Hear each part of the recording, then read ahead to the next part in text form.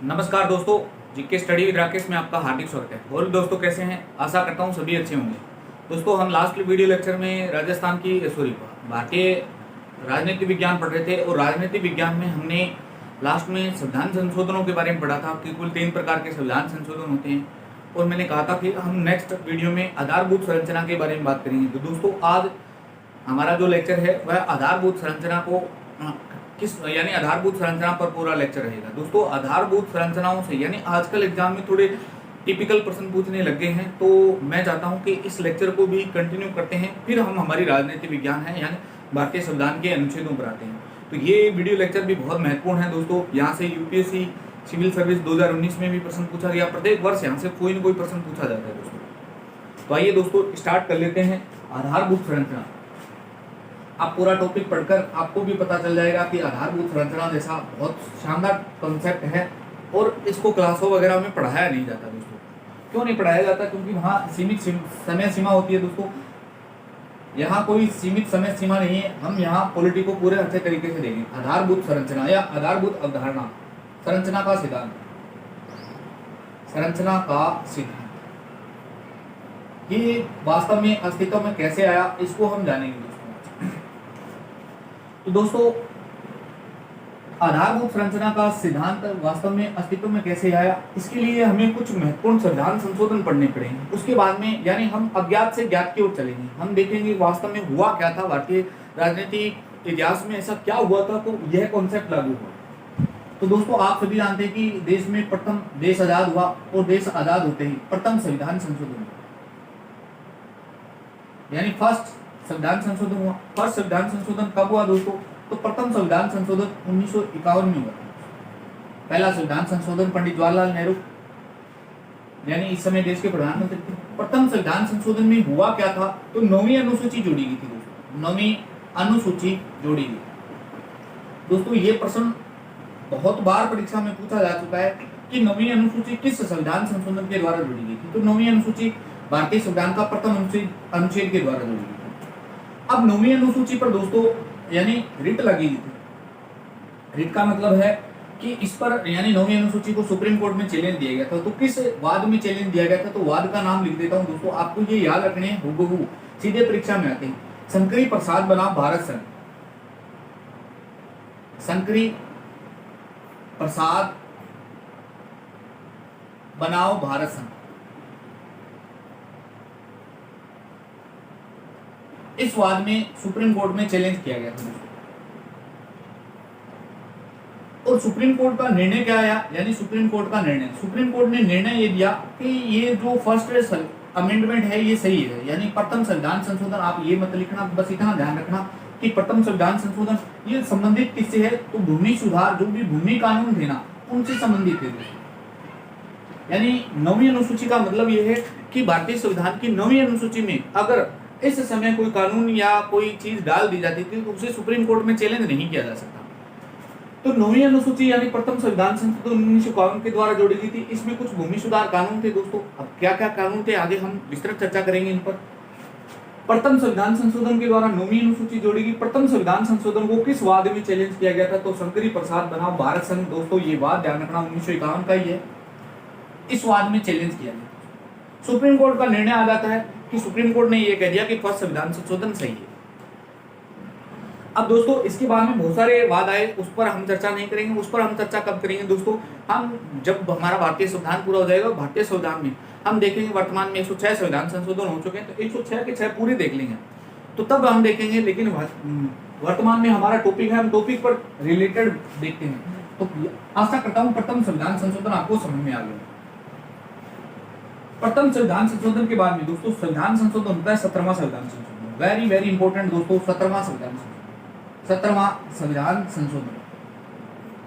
अब दोस्तों पहली बात तो आपको ये याद रखनी है कि 17वां संविधान संशोधन हुआ कब? तो ये ध्यान रखना दोस्तों 1965 में हुआ। ये भी किससे संबंधित है? तो भूमि सुधार कानूनों से संबंधित है। भूमि सुधार कानूनों से।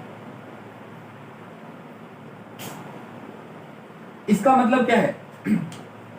किसको भी 9वीं अनुसूची में डाल दिया, यानी 17वें संविधान संशोधन को भी 9वीं अनुसूची में डाल।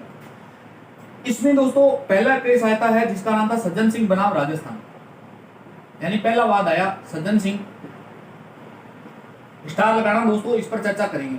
सज्जन सिंह बनाओ, सज्जन सिंह बनाओ राजस्थान संघ, यानी राजस्थान। पहला केस आता है, पहला वाद आया 1965 में। यानी 5 न्यायाधीशों की पीठ थी इसमें, सुप्रीम कोर्ट ने याचिका को खारिज कर दी इसमें। यानी इस केस में, यानी सुप्रीम कोर्ट में सज्जन सिंह बनाव का एक राजस्थान का व्यक्ति था, उसने याचिका डाली थी दोस्तों। याचिका डाली किस संबंधी डाली, तो भूमि सुधार कानून से संबंधित। सज्जन सिंह बनाव राजस्थान संघ में सुप्रीम कोर्ट में याचिका तो डली, लेकिन सुप्रीम कोर्ट ने याचिका को खारिज कर दिया दोस्तों। इसी समय पंजाब राज्य के 2 भाई थे, पंजाब राज्य के 2 भाइयों की जमीन हड़पी जाती है, तब उन्होंने सुप्रीम कोर्ट में ये रिट डाली, यानी याचिका डाली, और नाम आता है Gokal. So very very important दोस्तों, स्टार लगा लेना दोस्तों। मौलिक अधिकार पूरा का पूरा इस पर डिपेंड है, यहां से प्रश्न बहुत बार बना है। गोकलनाथ बनाओ पंजाब राज्य, ये वाद कब का है दोस्तों, तो 1967 का। इस पर अभी हम थोड़ी देर में चर्चा करेंगे दोस्तों।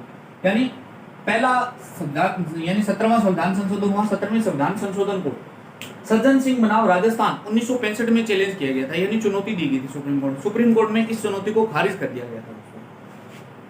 लेकिन गोकलनाथ बनाव पंजाब राज्य 1967 के मामले में फिर से इसे चैलेंज किया जाता है दोस्तों। 1967 में चैलेंज किया जाता है। तब सुप्रीम कोर्ट ने क्या किया दोस्तों, तो मैं ये पूरा इस पर गोकलनाथ हेडिंग डालता हूं दोस्तों। गोकलनाथ बनाओ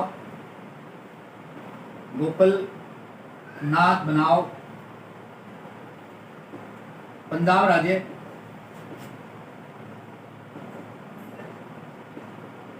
1967। अब सुप्रीम कोर्ट निर्णय देती है दोस्तों इस पर, सुप्रीम कोर्ट का निर्णय। सुप्रीम कोर्ट क्या डिसीजन लेती है दोस्तों, पहली बात तो ये ध्यान रखना, 11 न्यायाधीशों की बेंच बैठी, 11 न्यायाधीशों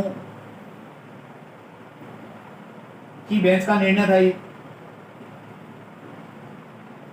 इसमें निर्णय क्या आता है दोस्तों, बस वेरी वेरी इंपॉर्टेंट, हमारे एग्जाम के दृष्टिकोण से ये बहुत महत्वपूर्ण है दोस्तों। इसमें 2 चीजें आई, 2 चीजें क्या आई एग्जाम के दृष्टिकोण से बहुत महत्वपूर्ण है।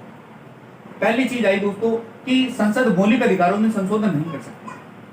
संसद मौलिक अधिकारों में संशोधन नहीं कर सकती। मौलिक अधिकारों में संशोधन नहीं कर सकती। वेरी वेरी इंपॉर्टेंट दोस्तों, सीधा प्रश्न आता है कि संसद मौलिक अधिकारों में संशोधन नहीं कर सकती, यह किस वाद में कहा गया था, तो यह किस वाद में कहा गया था, नहीं कर सकती, तो ये गोकलनाथ बनाव पंजाब राज्य वाले वाद में कहा गया। दूसरा इन्होंने कहा कि सामान्य विधि और संविधान संशोधन विधि हमारे लिए, यानी दूसरा इन्होंने कहा कि सामान्य विधि और संविधान संशोधन विधि, संविधान संशोधन विधि में हमारे लिए कोई अंतर नहीं है। विधि हमारे संविधान संशोधन विधि में हमारे लिए कोई अंतर नहीं है।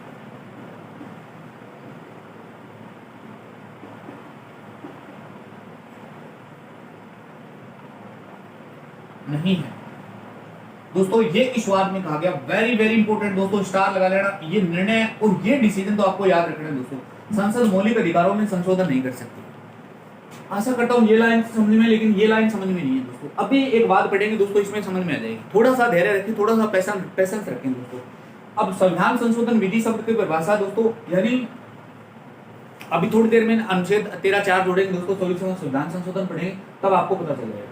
गोकलनाथ बनाम पंजाब राज्य 1967 का मामला था दोस्तों। सुप्रीम कोर्ट का निर्णय आता है। सुप्रीम कोर्ट ने 11 न्यायाधीशों की बेंच बैठती है। 11 न्यायाधीशों में दोस्तों निर्णय आता है। पहला निर्णय था संसद मौलिक अधिकारों में संशोधन नहीं कर सकती, और सुप्रीम कोर्ट ने ये बात कह दी कि सामान्य विधि हो चाहे संविधान संशोधन विधि हो, इसमें हमारे लिए कोई अंतर नहीं है। कानून सबके बराबर है, यानी कानून ही है, हम उसमें संशोधन कर सकते हैं। उसको सुप्रीम कोर्ट में चैलेंज किया जा सकता है। अब इस लाइन का मुझे पता है आपको समझ में नहीं आया दोस्तों, अभी 1 मिनट में समझ में आएगा। 24वां संविधान संशोधन पढ़ते हैं, पूरा कॉन्सेप्ट समझ में आ जाएगा। तो ये था गोकलनाथ बनाम। इसके बाद में, यानी जब ये निर्णय दिया गया, तो सरकार ने इस निर्णय को समाप्त करने के लिए एक संविधान संशोधन किया दोस्तों, 24वां संविधान संशोधन। कौन सा संविधान संशोधन? तो 24वां संविधान संशोधन, 24वां संविधान संशोधन। 24वां संविधान संशोधन कब हुआ दोस्तों? बस सबसे पहले तो यही ध्यान रखना दोस्तों, 24वां संविधान संशोधन 1970 में। कब हुआ? 1970। अब दोस्तों 24वें संविधान संशोधन के द्वारा दो चीजें की गई। क्या किया गया? सरकार ने क्या किया? तत्कालीन सरकार ने एक तो नया अनुच्छेद जोड़ा दोस्तों, अनुच्छेद 13(4) में, अनुच्छेद 13(4) यानी नामक नई धारा जोड़ी गई, नामक नई धारा जोड़ी गई। अब पहला प्रश्न तो यही तैयार हो जाता है दोस्तों, यानी मौलिक अधिकारों में हमने देखा था कि मौलिक अधिकार 12 से लेकर आपका 35 तक है। जो मौलिक अधिकार 13 है दोस्तों, 13 में मूल संविधान में 13(3) तक था। 13(4) नामक नए धारा कब जोड़ी गई? तो दोस्तों 1970 में जोड़ी गई थी। पहला प्रश्न तो ये, किस संविधान संशोधन के द्वारा? 24वें संविधान संशोधन। इसमें क्या जोड़ा गया दोस्तों? संविधान संशोधन विधि शब्द की परिभाषा में नहीं शामिल होगा। इन्होंने ये कहा कि संविधान संशोधन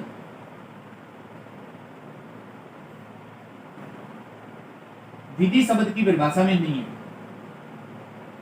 विधि शब्द की परिभाषा से बाहर कर दिए, विधि शब्द की परिभाषा में नहीं। यानी सुप्रीम कोर्ट ने निर्णय दिया था कि सामान्य विधि हो चाहे कोई सी भी संविधान संशोधन विधि हो, उसको सुप्रीम कोर्ट में चैलेंज दे दिया। इन्होंने निर्णय पलट कर क्या कर दिया कि संविधान संशोधन को विधि शब्द की परिभाषा से ही बाहर कर दो। सुप्रीम कोर्ट का पूर्ण जजमेंट ही बदल दिया दोस्तों। अनुच्छेद 368 में क्या परिवर्तन किया दोस्तों? अनुच्छेद 368 में क्या किया? अनुच्छेद 368 में 368(3) नामक नई धारा जोड़ी थी, नामक नई धारा जोड़ी दोस्तों। अब इस धारा को जोड़कर इस संविधान संशोधन के तहत यह प्रावधान किया गया कि इस पर अनुच्छेद 13 लागू नहीं होगा। इस संविधान संशोधन के तहत, संविधान संशोधन के तहत यह प्रावधान किया गया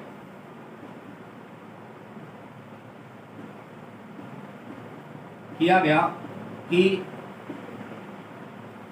इस पर अनुच्छेद 13 लागू नहीं होगा, इस पर अनुच्छेद 13 लागू नहीं होगा।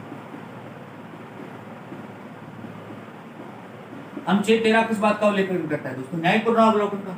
यानी अनुच्छेद 13 है वो किस बात का उल्लेख करता है दोस्तों? अनुच्छेद 13 उल्लेख करता है न्यायिक पुनरावलोकन शक्ति। तो इन्होंने सीधा का सीधा कह दिया, यानी न्यायिक पुनरावलोकन का आधार है अनुच्छेद 13। अनुच्छेद 13 24वां संविधान संशोधन करके दो परिवर्तन किए गए दोस्तों। पहला परिवर्तन अनुच्छेद 13(4) नामक नई धारा जोड़ी गई। इसमें क्या कहा गया? संविधान संशोधन विधि शब्द की परिभाषा से बाहर है। यानी अगर संविधान संशोधन करना है हमें, यानी संविधान संशोधन जो कर दिया उसको विधि शब्द की परिभाषा से बाहर कर दिया, यानी सुप्रीम कोर्ट उस पर कोई जजमेंट नहीं दे सकता, सुप्रीम कोर्ट में चैलेंज नहीं किया जा सकता। और अनुच्छेद 368 नामक नई धारा जोड़ी गई। इसके तहत प्रावधान ये कर दिया गया कि अनुच्छेद 13 है ना, यानी इस संविधान संशोधन के तहत यह प्रावधान किया गया कि अनुच्छेद 13 लागू नहीं होता, इस पर अनुच्छेद 13 लागू। यानी हम 368 के तहत जो भी परिवर्तन करना चाहते हैं उस पर अनुच्छेद 13 लागू नहीं होगा। तो आशा करता हूं सामान्य विधि और संविधान संशोधन विधि दोनों आपको समझ में आएगी। ये देखो सामान्य विधि, यानी सामान्य विधि से मतलब का क्या मतलब था? यानी न्यायिक पुनरावलोकन के आधार पर उसका पुनरावलोकन वगैरह कर सकते थे आर्टिकल 13 के। और संविधान संशोधन विधि का मतलब जो सरकार संविधान संशोधन करती थी उसको आप सुप्रीम कोर्ट में चैलेंज नहीं कर सकते। इन पर सरकार ने, यानी तत्कालीन इंदिरा सरकार ने परिवर्तन करते हुए यह कर दिया कि अनुच्छेद 13 नामक 4 नई धारा जोड़ी गई और इसके तहत ये कर दिया कि संविधान संशोधन विधि शब्द की परिभाषा से बाहर है, यानी आप इसे सुप्रीम कोर्ट में चैलेंज नहीं कर सकते। सीधा सीधा मतलब यही है कि सुप्रीम कोर्ट में संविधान संशोधन को चैलेंज नहीं किया जा सकता। दूसरा, अनुच्छेद 368 नामक नई धारा जोड़ी गई। इस संविधान संशोधन के तहत यह प्रावधान किया गया कि इस पर अनुच्छेद 13 लागू नहीं होगा, कि न्यायिक पुनरावलोकन नहीं कर सकते। सीधा सीधा मतलब था, दोनों तरफ से यह कह दिया गया कि सुप्रीम कोर्ट इन पर कोई कार्रवाई नहीं कर सकता। यानी यूं कह सकते हैं कि जो संविधान संशोधन सरकार कर रही है उन पर सुप्रीम कोर्ट कोई कार्रवाई नहीं कर सकता। आपसे कभी प्रश्न पूछा जाए कि संसद को असीम शक्तियां किस संविधान संशोधन के द्वारा प्राप्त हुई थी, संसद को असीम शक्तियां, असीमित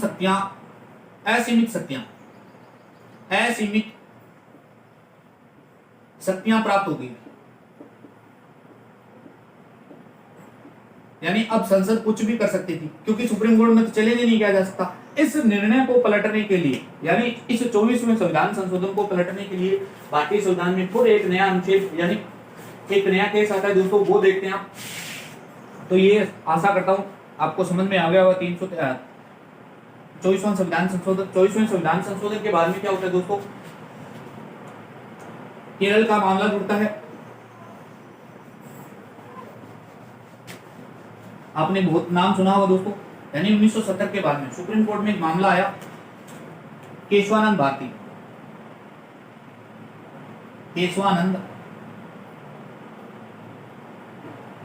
भारती बनाओ केरल राज्य।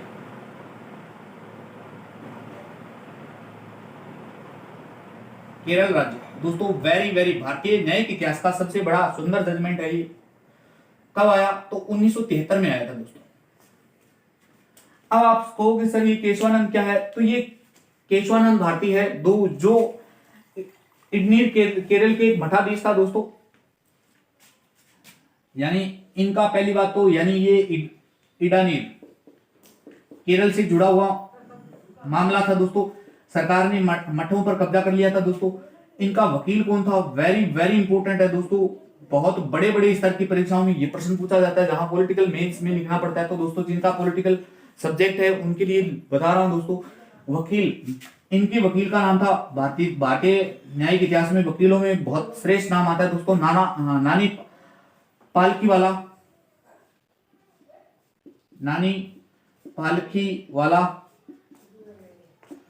इन्होंने दोस्तों, इनकी 2 पुस्तकें हैं, याद रखो तो बहुत अच्छी बात है। इनकी 2 पुस्तक है दोस्तों। पहली पुस्तक का नाम है दोस्तों we the nation, we the people, we the nation, we the people. ये इनकी 2 पुस्तकें हैं।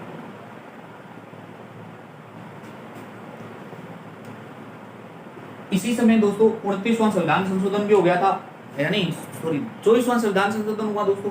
24वें संविधान संशोधन के बाद में दोस्तों एक संविधान संशोधन हुआ 29वां संविधान संशोधन हुआ। 29वां संविधान संशोधन करके दोस्तों ये केरल के जो भी मठ थे ना, इनको सरकार ने अपने कब्जे में ले लिया था।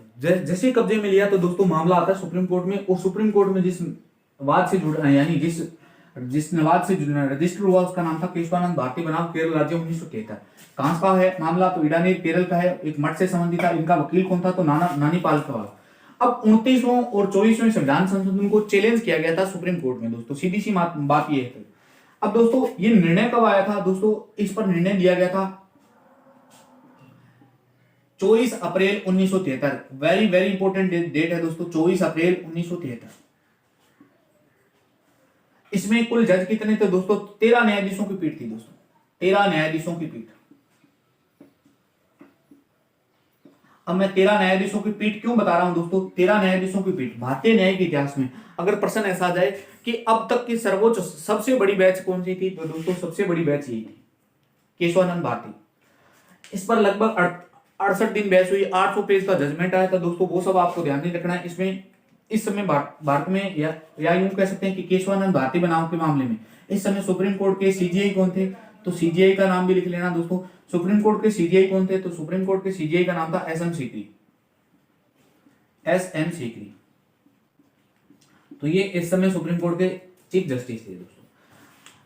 तो ये था केशवानंद भारती बनाम केरल राज्य दोस्तों। मामला कहां का है, तो इडानीर केरल का है। इसका वकील कौन था, केशवानंद था, तो नानी पालखीवाला। यानी 29वां संविधान संशोधन हुआ। 29वें संविधान संशोधन के तहत केरल के मठों को सरकार ने अपने कब्जे में कर लिया था दोस्तों। इनको लेकर केशवानंद भारती बनाम, यानी एक मठाधीश कह सकते हैं दोस्तों, यानी मठ का कोई पुजारी रहा होगा, पुजारी ने यहाँ के सुप्रीम कोर्ट में याचिका डाली। सुप्रीम कोर्ट में याचिका डालते हुए एक मामला सुप्रीम कोर्ट में आता है जिसका नाम था केशवानंद भारती बनाम केरल राज्य। आपको 3 बातें याद रखनी दोस्तों। इन नानी पालकी वाला की 2 किताबें, we the nation, we the people. 13 न्यायाधीशों की बैच। एक लाइन ये याद रखेंगे कि सुप्रीम कोर्ट के न्यायिक इतिहास में अब तक की सबसे बड़ी बैच यही है दोस्तों। दूसरी, इस समय सुप्रीम कोर्ट के सीजेआई कौन थे? तो एसएम सीकरी थे दोस्तों। इस वाद को हम नेक्स्ट वीडियो में देखेंगे। यह वीडियो आपको कैसा लगा, लाइक शेयर कमेंट करके जरूर करना दोस्तों। धन्यवाद दोस्तों, मिलते हैं नेक्स्ट वीडियो में। जय हिंद, जय भारत।